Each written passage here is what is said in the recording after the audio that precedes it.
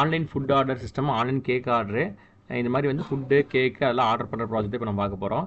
இது front end வந்து பார்த்தீங்கன்னா உங்களுக்கு வந்து பிஎஸ்பி, பேக் எண்ட் ஸ்டோர் வந்து MySQL பண்ணியிருக்கிறோம்.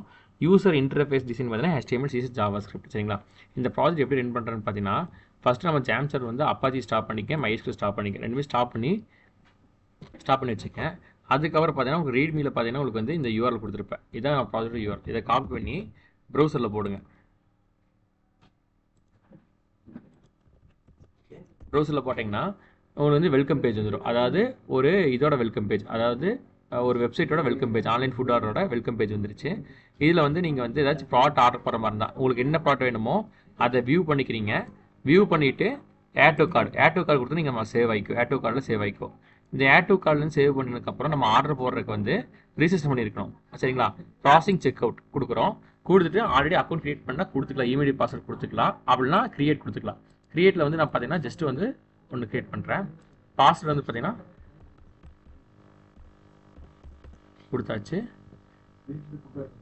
ஓகே, மெயில் ஐடி இங்கே இருக்குது. ஓகேங்களா? கிரியேட் கொடுத்தாச்சு.